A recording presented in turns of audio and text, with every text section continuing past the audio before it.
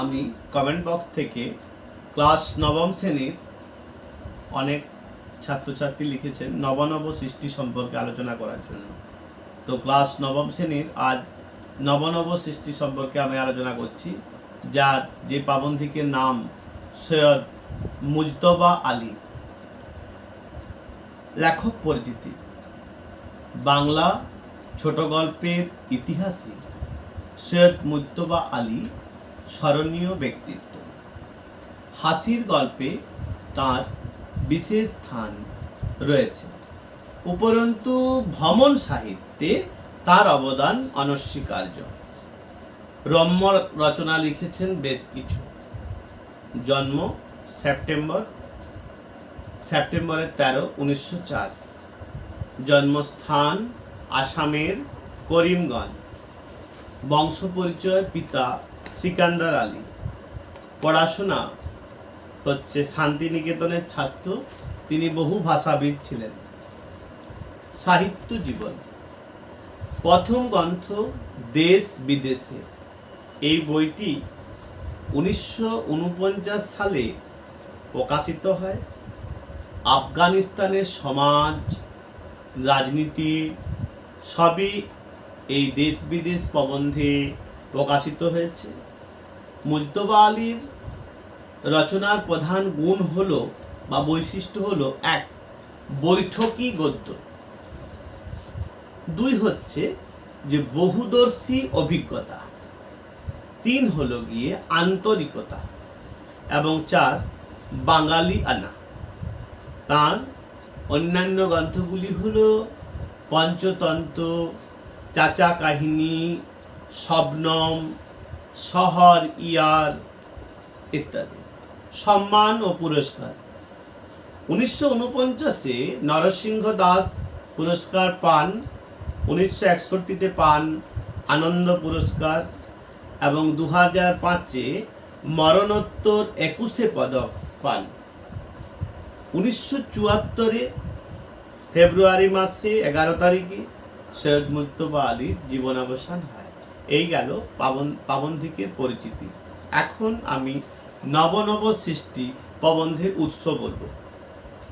নব সৃষ্টি প্রবন্ধটি লেখকের মামদোর পুনর্জন্ম প্রবন্ধে সম্পাদিত অংশ।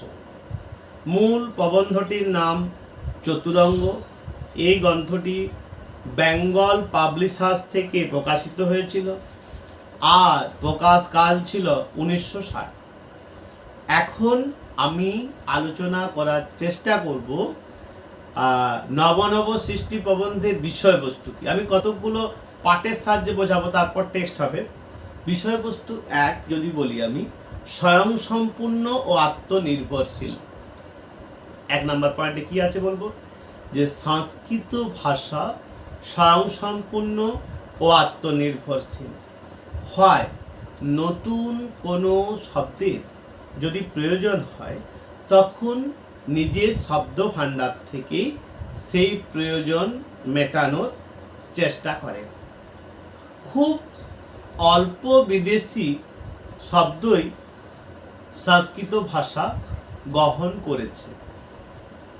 প্রাচীন যুগের সব ভাষাই, যেমন গ্রিক, আবেস্তা ও কিছু পরবর্তী যুগের আরবিও আত্মনির্ভরশীল, এবং সংস্কৃতের মতো এই ভাষাগুলিও অধিকাংশ ক্ষেত্রেই স্বয়ংসম্পূর্ণ ও আত্মনির্ভরশীল।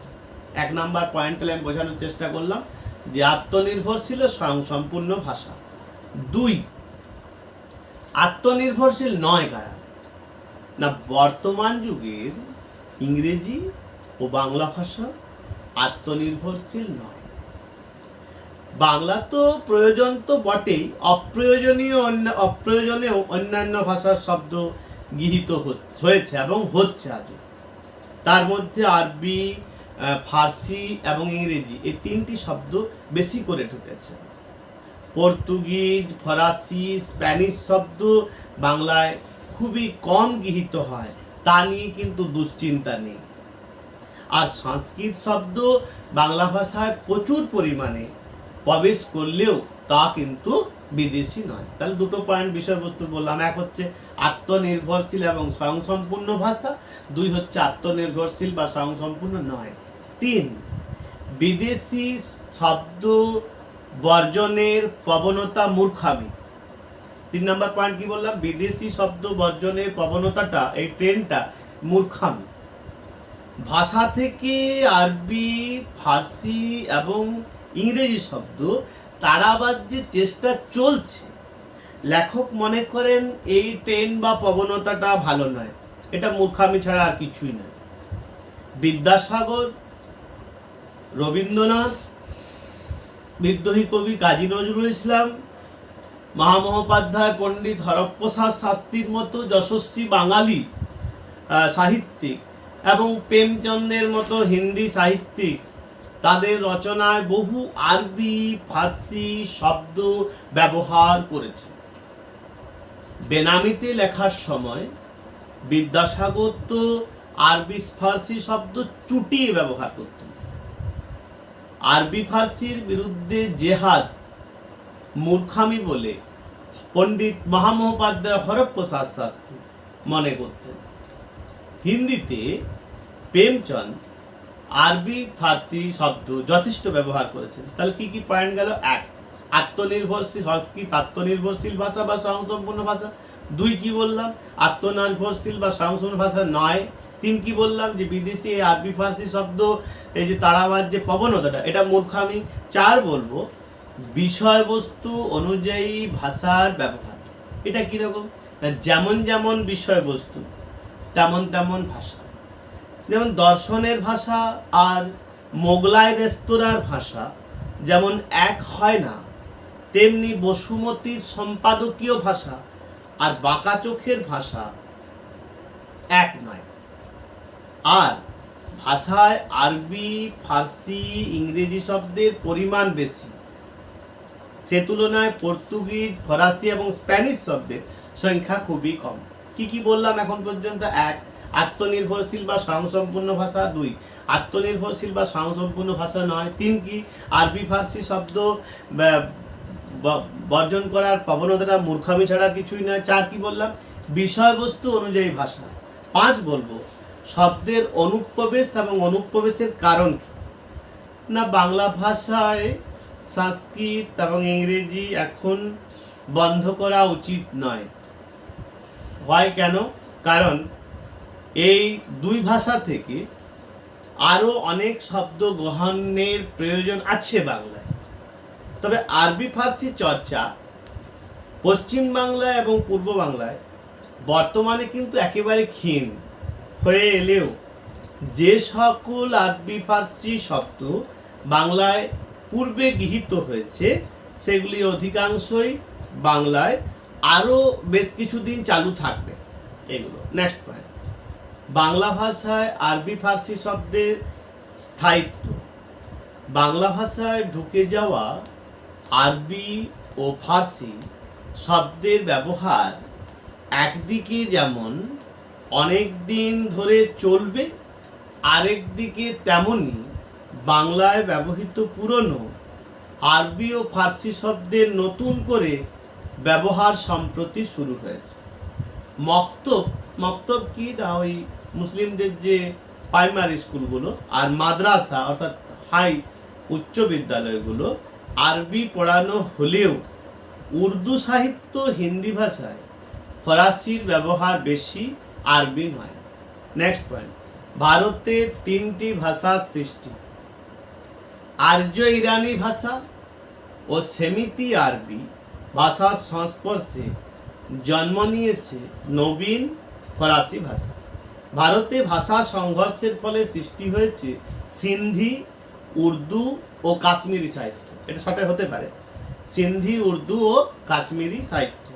এই ভাষা সৃষ্টিতে ফরাসির ভূমিকা আছে, আরবের নেই। পরবর্তী পয়েন্ট, বাঙালির সর্বশ্রেষ্ঠ সাহিত্য সৃষ্টি পদাবলী কীর্তন। বাঙালির শ্রেষ্ঠ সাহিত্য হলো পদাবলী কীর্তন। এ সাহিত্যের দেহ ও প্রাণ খাঁটি বাঙালি। ভাটিয়ালির নায়িকা, পরে বলবো ভাটিয়ালি কি মুর্শিদিয়া কি, পদাবলীর কীর্তন কি, সব পরে টেক্সটের পরে বলা হবে। ভাটিয়ালির নায়িকা এবং বাউলের ভক্ত বা মুর্শিদিয়ার আশিক আর পদাবলীর শ্রী রাধা যেন একই চরিত্র। আর একটা পাঠ আছে, বাঙালির চরিত্রে বিদ্রোহ বিদ্যমান। বাঙালির চরিত্রে বিদ্রোহের বিশেষ বৈশিষ্ট্য। এ বিদ্রোহ শুধু বাঙালি হিন্দুর মধ্যে নেই, আছে বাঙালি মুসলমানের মধ্যেও। ধর্ম বদলালেই জাতির চরিত্র বদলায় না। আজ পাবন্ধিক সৈয়দ মুজতবা আলী সম্পর্কে কিছু কথা আর তার সাথে পয়েন্টের সাহায্যে বোঝানো হলো নবনব সৃষ্টির বিষয়বস্তু। পরের দিনকে টেস্টগুলো এবং শব্দার্থগুলো সব বলে দেবো, পরে প্রশ্ন উত্তরগুলো আলোচনা করে দেবো। জয় গুরু।